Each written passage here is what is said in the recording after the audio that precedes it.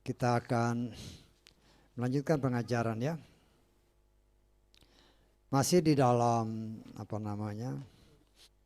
pengajaran tentang Roh Kudus ya.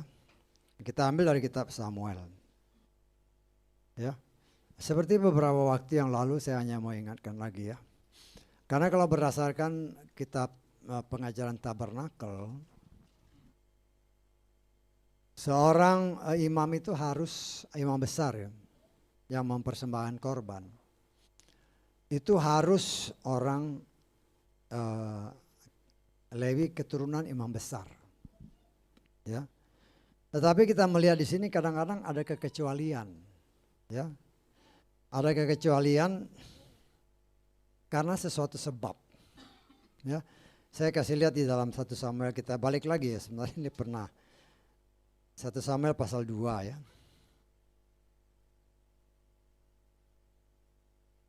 Ayat ke-30 kita lihat dulu.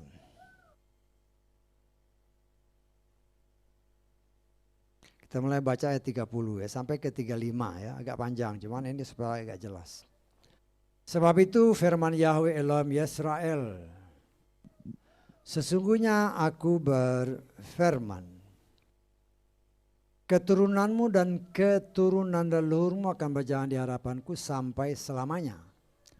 Namun sekarang Yahweh berfirman, jauhlah hal itu dariku. Sebab mereka yang menghormati aku akan menghormatinya. Dan mereka yang merendahkan aku akan dipandang hina. Lihatlah, saatnya tiba ketika aku mematahkan lenganmu dan lengan keturunan leluhurmu. Sehingga tidak ada lagi orang lanjut usia di antara kaum keluargamu. Dan aku akan melihat lingkungan hidup yang buruk dalam segala sesuatu yang dilakukan, baik terhadap Israel dan di antara kaum keluargamu. Tidak akan ada orang yang lanjut usianya. Dan orang-orang kepunyaanmu tidak akan aku lenyapkan dari mezbahku. Akan menyebabkan matamu kabur. Coba kita ulangi ke atas. Terus. Orang-orang kepunyaanmu yang tidak akan aku lenyapkan dari mezbahku akan menyebabkan matamu kabur serta mendukakan jiwamu, dan seluruh keturunanmu yang sangat banyak itu akan mati muda. Dan ini akan menjadi tanda bagimu yang akan menimpa atas kedua anak laki-lakimu, atas Hofni dan Pineas dalam 1 hari. Mereka berdua akan mati. Perhatikan ayat ini, ayat 35. Aku akan membangkitkan bagi dirimu sendiri seorang imam yang setia. Dia akan melawan segala yang ada di dalam hatiku dan di dalam jiwaku. Dan aku akan membangun baginya suatu ketuhanan yang pasti. Dan dia akan berjalan di hadapan orang yang kuurapi sampai selamanya. Ini karena Eli imam besar waktu itu bersama anak-anak Hofni dan Pineas. Karena dia tidak menghormati akan tanggung jawab mereka sebagai imam besar. Mereka orang Israel mempersembahkan korban itu dipajak dulu ya. Jadi sebelum dipersembahkan kepada Bapa Yahweh, mereka pajakin dulu. Nah, ini merupakan suatu kejahatan. Karena kejahatan, akhirnya dikatakan oleh firman Tuhan bahwa keturunan Eli ini akan diputus sesuai dengan janji firman tadi. Ya. Nah, disinilah kita melihat bagaimana cara Tuhan ya. Memang si Samuel itu bukan keturunan imam besar ya. Tapi dia orang Lewi. Orang Lewi. Nanti kalau saudara baca di dalam, nanti dibaca di rumah semuanya, 1 Tawari pasal 6 nanti saudara lihat. Ya. Karena di sana bisa dilihat keturunan imam besar sama keturunan imam. Imam besar itu juga keturunan Lewi. Tetapi khusus dari alirannya Harun. Ya, kita lihat 1-2 ayat dulu ya. Kita lihat 1 Tawari 6 ayat 1.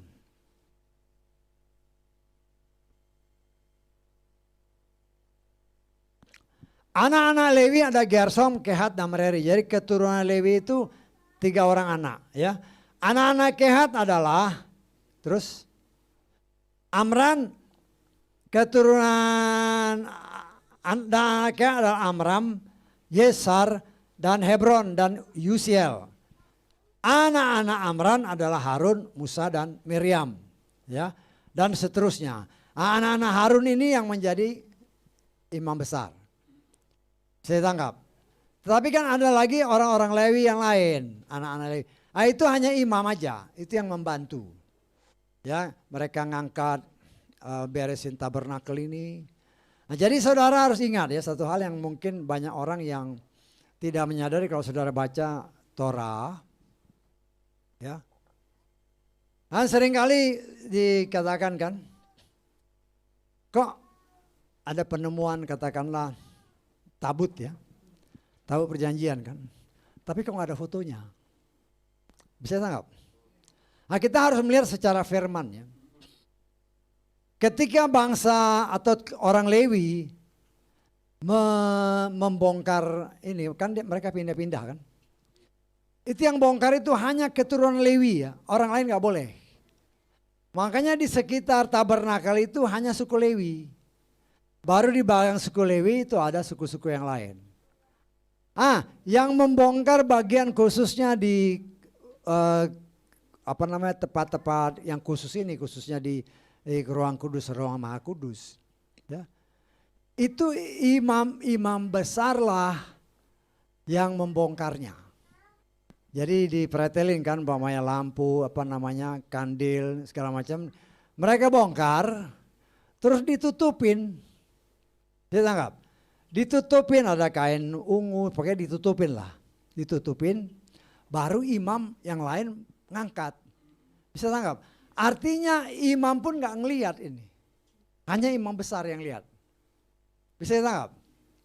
Jadi saya nggak heran kalau sampai sekarang tabut itu orang nggak tahu seperti apa bentuknya. Karena kalau dia melihat melihat itu berarti sudah melanggar firman. Ya mungkin aja bisa mati.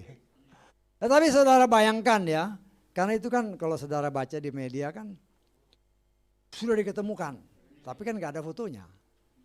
Karena memang secara aturan dari Tuhan itu tidak boleh dilihat oleh orang lain kecuali oleh imam besar. Jadi imam besar setelah bongkar semua itu ya ditutup pakai kain. Baru diangkat sama imam-imam orang-orang Lewi yang lain. Orang lain nggak boleh lihat, orang lain nggak boleh pegang. Hanya keturunan Lewi. Tetapi yang di dalam ruangan kudus dan maha kudus itu yang bongkar adalah keturunan imam besar. Setelah dibongkar dia bungkus pakai kain, baru imam-imam yang lain ngangkat. Jadi mereka tidak tahu. Disimpan ya sebenarnya kalau mereka jalan kan ya tempatnya di situ juga. Kan pindah dari satu tempat ke tempat lain. Untuk pindah kan harus dibongkar Pak Simon. Nah setelah dibongkar ya pindah di sini bangun lagi. Taruh di situ. Cuman waktu sejak zaman Babelonia itu kan diangkat semua.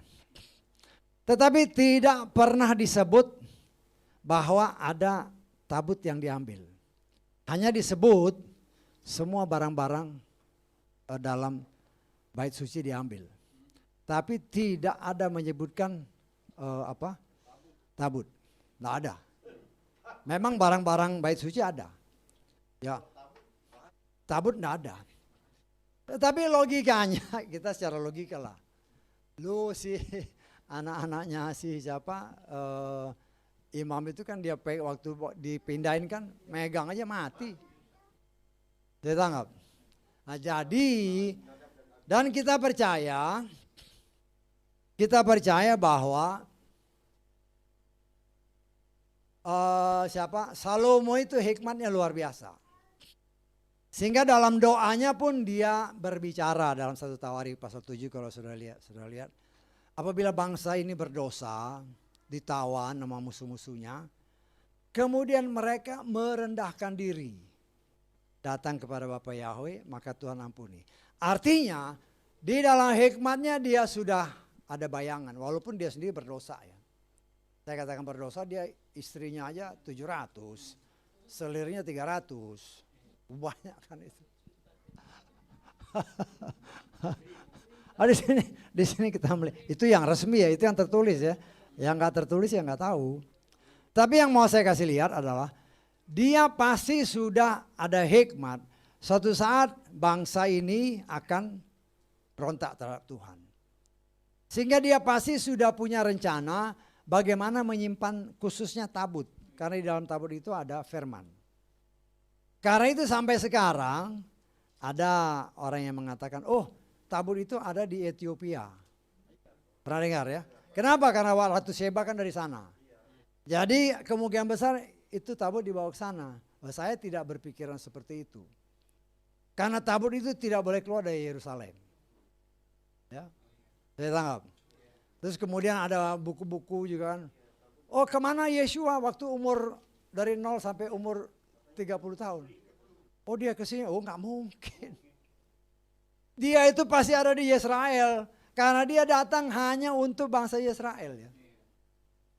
Nah ketika bangsa Israel berontak, ya kemurahan dianugerahkan kepada kita. Inilah masa anugerah. Saya anggap ya.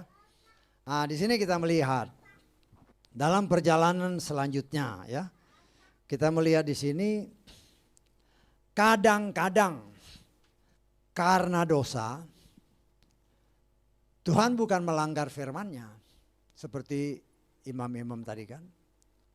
Tetapi karena daripada umatnya cemar karena imamnya cemar, imamnya kan berontak, imamnya kurang ajar sama Tuhan. Si Eli kan sama anak-anaknya. Belum dipersembahkan korban, udah diambil dulu korbannya.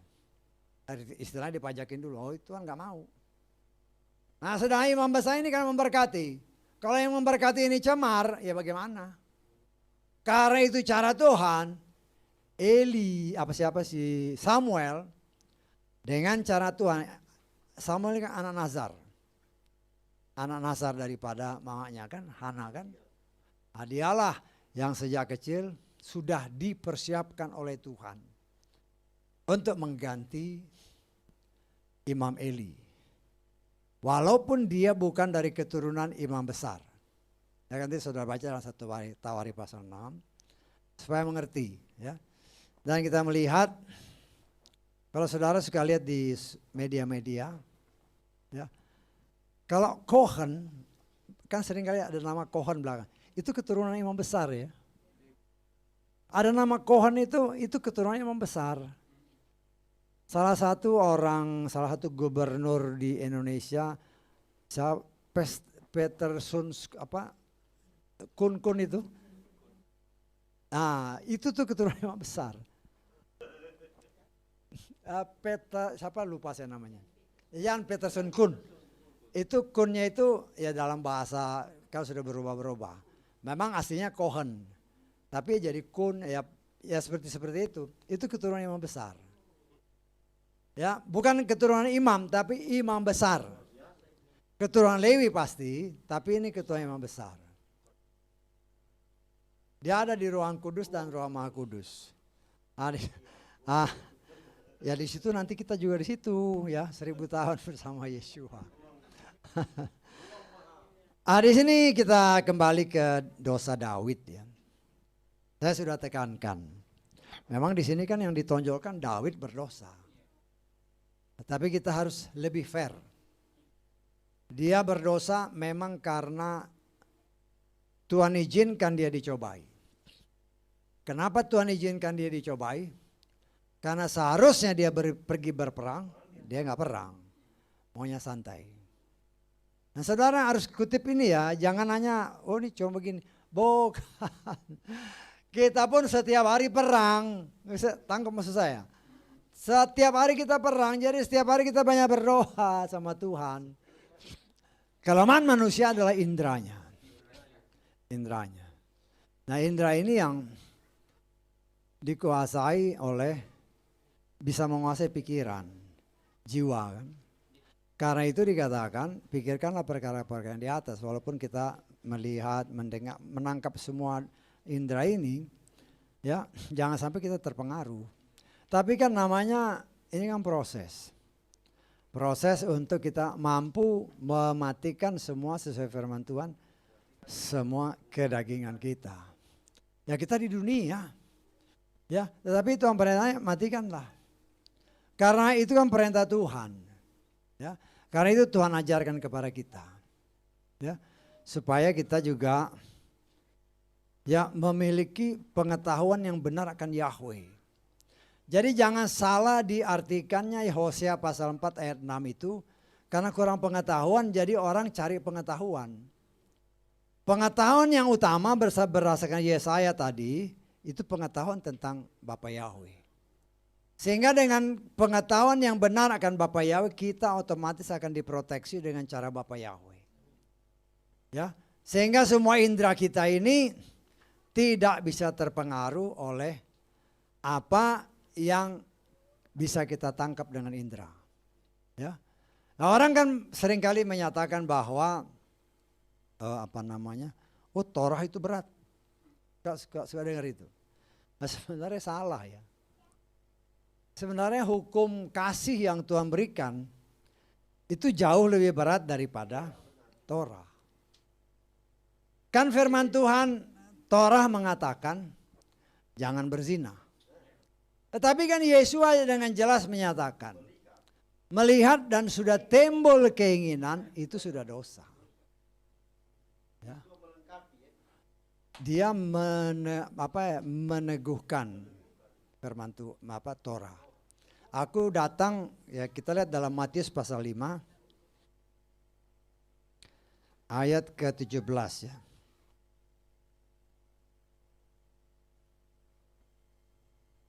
Ayat 17. Janganlah mengira bahwa aku datang untuk membatalkan Torah atau kitab para nabi. Aku datang tidak untuk membatalkan melainkan untuk menggenapinya. Ya. Nah, di sini kan cara Tuhan. Kita lihat lagi di dalam ayat ke 27.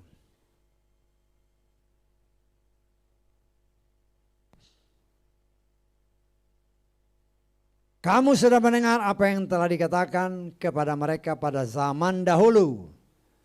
Jangan berzina, ini Torah ya.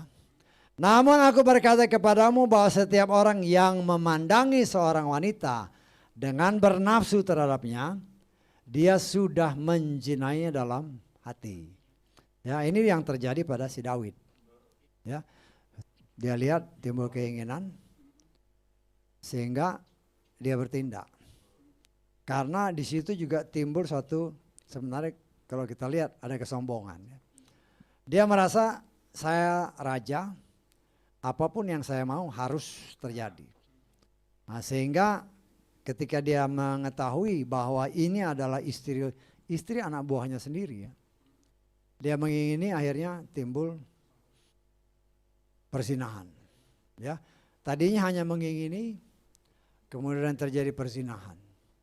Setelah perzinahan, ternyata Batseba hamil kan. Dia bingung kan. Ya dua-dua bingung. Nah, timbul lagi kelicikan. Ya mau membunuh ya bukan membunuh. Dia pancing dulu si Uria ini kan. Suruh datang. Nanti saudara baca ya. Suruh datang. Dengan harapan kalau si Uria datang, habis ngobrol-ngobrol ya pulang ke rumahnya kan. Tapi Uria punya jiwa seorang prajurit. Dia berpikir teman-temanku di sana sedang berperang. Dia tidak santai-santai. Bagaimana mungkin aku pulang ke rumahku bersantai dengan istriku, nggak bisa. Nah, itu didengar oleh Daud. Oh, Daud tambah bingung. Jadi rencana dia gagal. Itu kan sudah kelicikan. Artinya dia dengan sengaja mengatur siasat supaya dalam hatinya si Uria ini akan pulang, dia bebas dari tanggung jawab. Bisa ditangkap ya? Ya, yang berumah tangga pasti tahu maksud saya lah. Ya, dia pulang pasti berhubungan istrinya kan, udah bebas kan dia. Kalau dia hamil, kamu kan pulang. Ya, nah di sini kita melihat Tuhan juga melihat semua ini. Supaya bukan Uria tertuduh ya, seolah-olah wajar ya. Karena Uria kan pulang ke rumah ya wajar lah kalau dia hamil kan. Wajar. Tetapi kita melihat jiwa seorang prajurit yang sejati, dia tidak mau pulang. Oh, Tebola lebih jahat lagi sih Daud. Dia kasih, dia bikin mabok. Dengan harapan dia pulang. Tetapi itulah jiwa seorang prajurit, dia tetap nggak pulang. Dapat laporan nggak pulang, wah tambah bingung lagi si David. Si Daud ini. Timbul kelicikan. Dia udah atur kan siasat. Bikin surat. Padahal surat ini untuk membunuh orang yang bawa surat. Ya, dia bikin surat kan. Taruh orang ini di medan tempur yang paling sengit. Ketika lagi maju, engkau mundur sehingga dia mati. Tujuannya untuk membunuh. Sudah licik. Terus apa namanya? Untuk mengatur supaya orang ini mati. Oh, banyak sekali kejahatan si Daud. Ya akhirnya memang dia mati. Setelah dia mati dia merasa bebas. Ya merasa bebas. Ya Batseba juga senang kan. Ya ini juga kan berarti kan ada sesuatu yang nggak benar juga pada Batseba. Saya tidak mau melihat hanya Daud salah, bukan. Dua-dua salah. Ya. Dua-dua sudah dirasuki oleh roh perzinahan dan roh pengkhianatan. Biar bagaimanapun seorang istri kalau dia setia, dia tidak akan lakukan seperti itu. Ya artinya kita bisa, karena memang ditulis itu kan dia kaget juga kan. Tapi juga mungkin dalam hatinya ada senangnya, karena dia akan jadi ratu. Tetapi saudara harus lihat ya, dari garis keturunan dari Adam sampai ke Yeshua, itu banyak keturunan-keturunan yang kalau secara manusia nggak bagus. Dari Yehuda kan Tamar kan.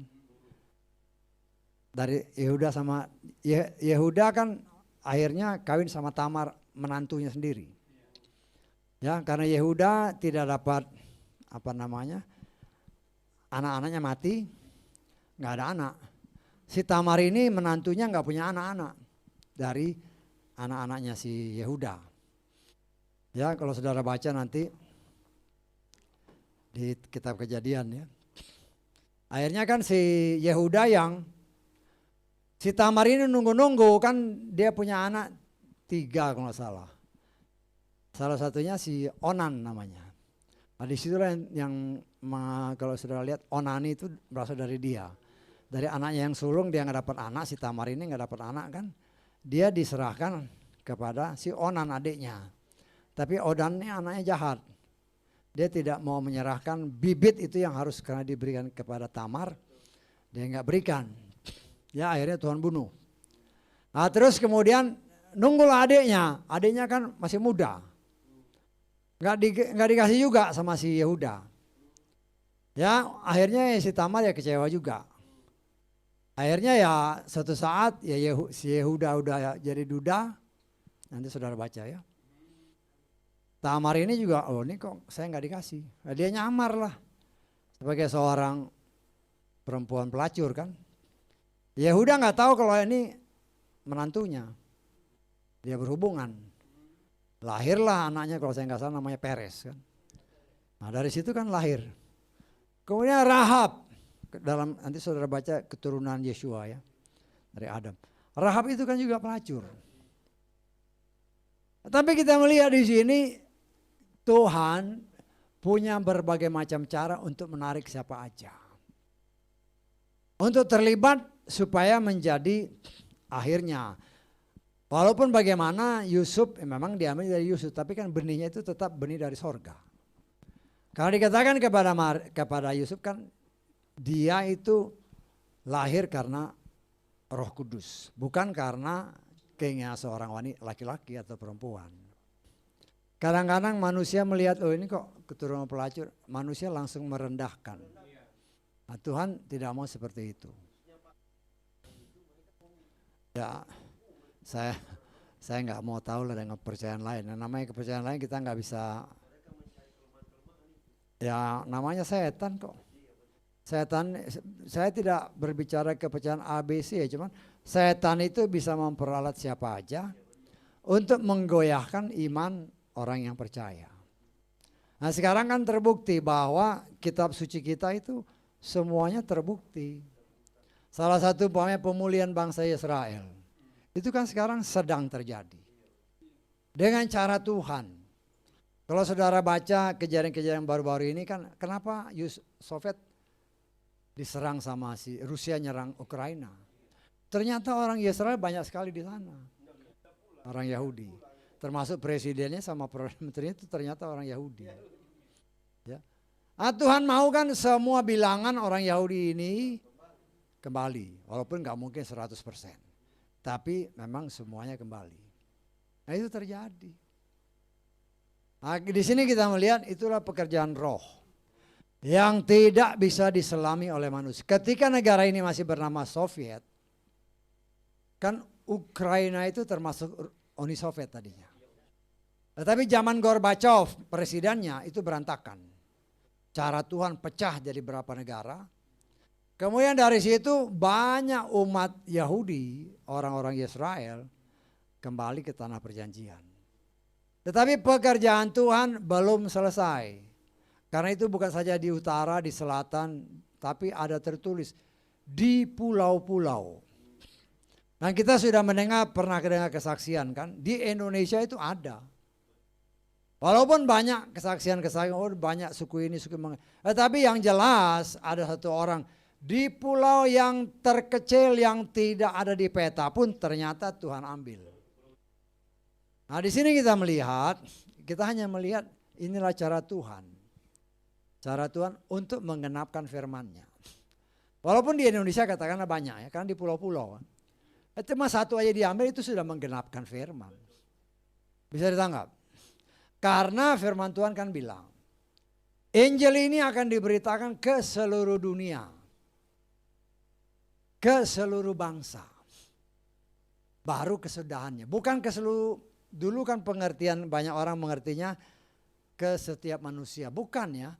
Tapi dikatakan ke setiap bangsa, bukan ke setiap manusia. Jadi kalau di Indonesia, katakan di Indonesia hanya berapa ribu atau katakan berapa juta. Satu orang aja udah termasuk. Kita lihat di dalam Matius pasal 24 ayat ke-14. Matius 24 ayat 14.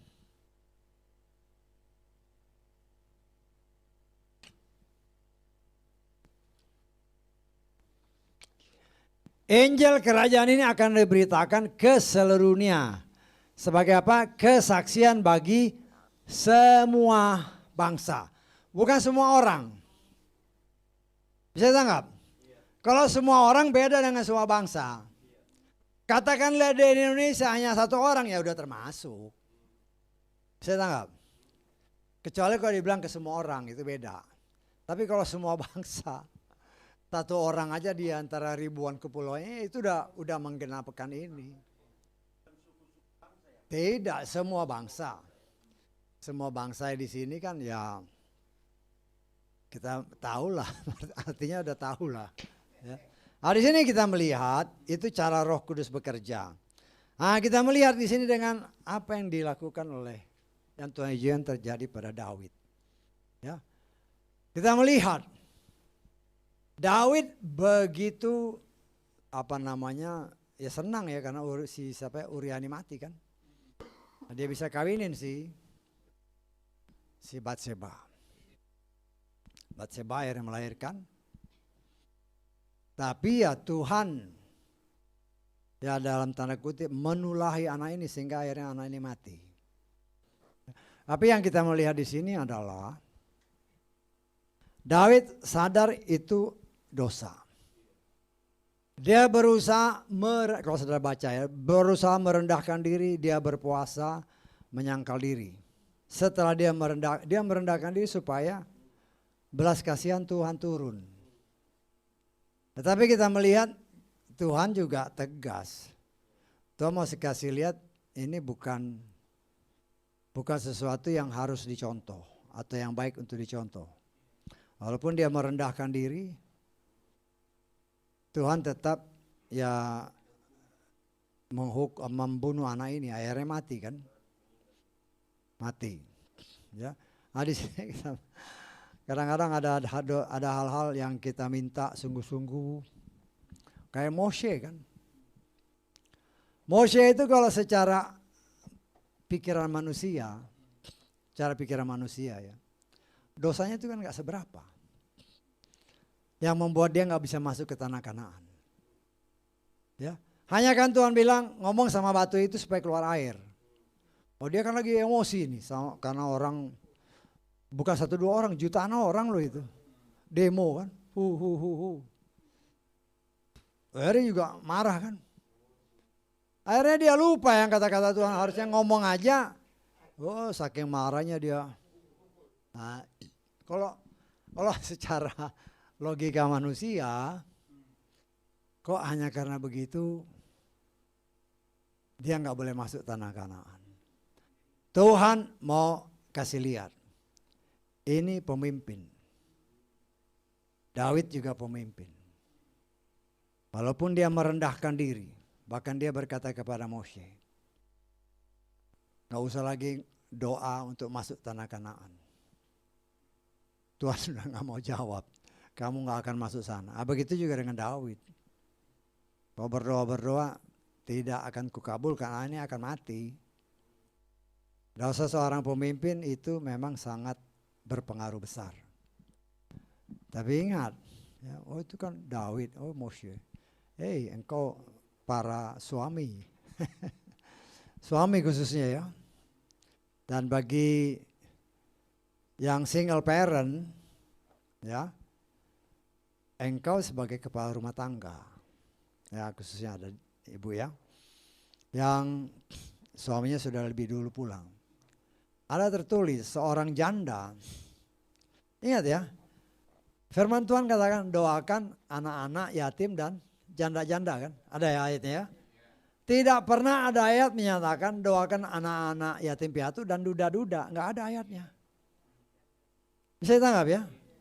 Tetapi janda-janda ini ada tertulis akulah suami mereka. Nah, jadi sebagai ibu yang mungkin suaminya sudah pulang lebih dulu, Yeshua itu suamimu, Bapak Yahweh suamimu.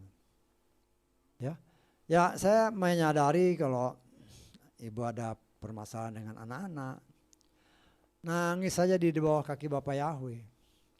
Setelah nangis ya udah serahkan aja, ya terserah Bapak yang mau bikin apa. Memang dia anakmu, tapi ingat ketika engkau sudah menyerahkan dia kepada Bapak Yahweh lebih concern, lebih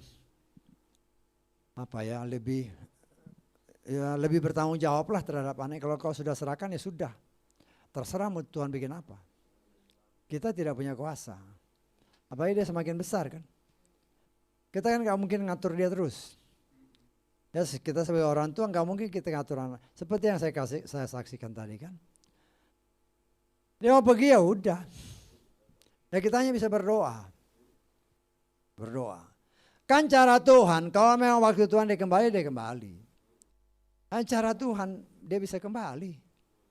Tetapi kalau ada tertulis, kalau memang harus, kan seringkali dikatakan, ada yang dipilih untuk diselamatkan, tapi juga dipilih untuk dibinasakan. Moshe itu minta-minta sama Tuhan, Tuhan bilang, kamu gak akan masuk sana. Walaupun Tuhan bermurah hati, kamu boleh lihat aja. Tapi nggak akan masuk.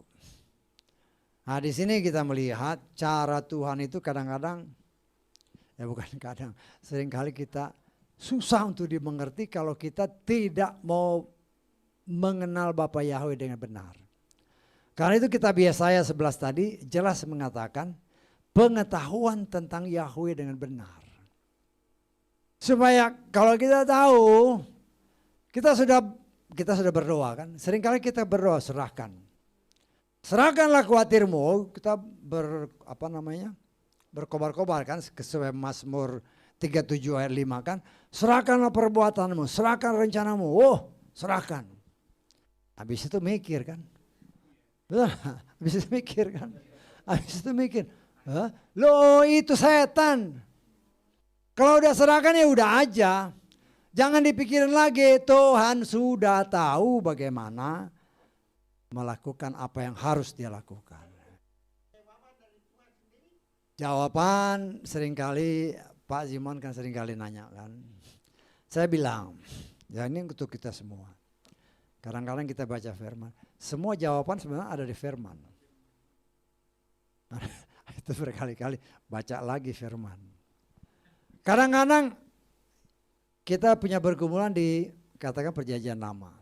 Seringkali jawabannya ada di perjanjian baru atau sebaliknya. Ya. Karena saya punya pengalaman seperti itu. Jadi kalau tadi Pak Simon tanya kan, mau dengar jawaban gitu Pak Simon. Ya, saya sebagai pelayan Tuhan, saya jamin jawabannya ada di situ. Di dalam apa yang tertulis. Hanya yang tertulis itu kadang-kadang tersembunyi karena kita hanya bacanya begitu aja.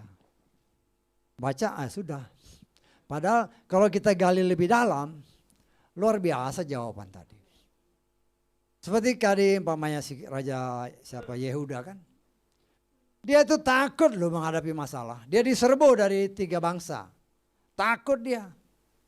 Tetapi dia mengambil keputusan yang tepat. Dalam ketakutan dia merendahkan diri bawah kaki Bapa Yahweh. Dia ajak rakyatnya semua panglima ya merendahkan diri berpuasa. Ya. Tuhan lihat. Cuma kan Tuhan lihat juga ini sungguh-sungguh apa enggak kan gitu kan. Jangan kita bohongin Tuhan, nggak bisa. Karena ada orang-orang, saya udah merendahkan diri dalam kesombongan ya nggak bisa. Bisa ditangkap maksud saya. Seringkali kan kita merendahkan diri, tapi ada kesombongan. Kesombongan itu Tuhan lihat. Ya. Kita lihat nih dalam satu seperti yang tadi saya katakan dalam Yohanes pasal 10 supaya lebih jelas ya. Yohanes ini tentang Lazarus ini ya. Yohanes pasal 11 ya. Kita baca mulai ayat 20.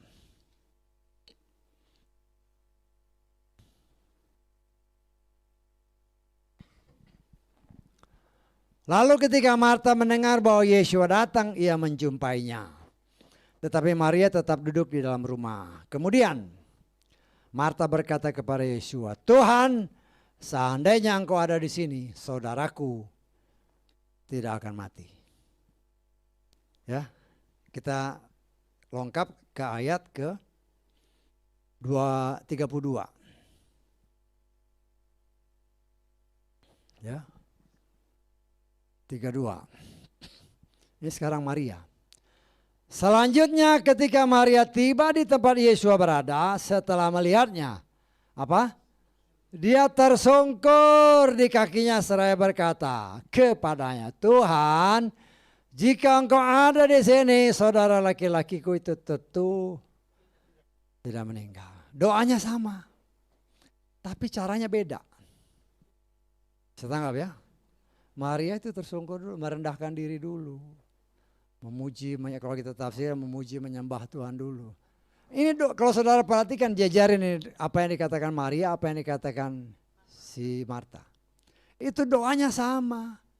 Tetapi jawabannya, hasilnya bisa beda. Karena caranya beda. Dari sini kita belajar. Ya terus terang, karena ayat-ayat ini, dulu kan kalau penyembahan saya sendiri yang nyembah. Ya, dulu waktu penyembahan yang seperti yang kita tahu, saya hanya saya sendiri. Saya tidak mau maksa orang. Terus karena ayat-ayat ini baru saya bilang, ada yang nanya, saya bilang, loh kan saya sudah kasih contoh. Ya terserah mau ikut ya kita sembah sama-sama. Sejak itulah mau nyembah sama-sama. Tapi kan ada orang yang gak mau nyembah. Walaupun song leader bilang, ayo sembah Tuhan. Wah. Sebenarnya kasihan. Saya sih nggak mau maksa. Kan kita nggak mungkin, sembah lo.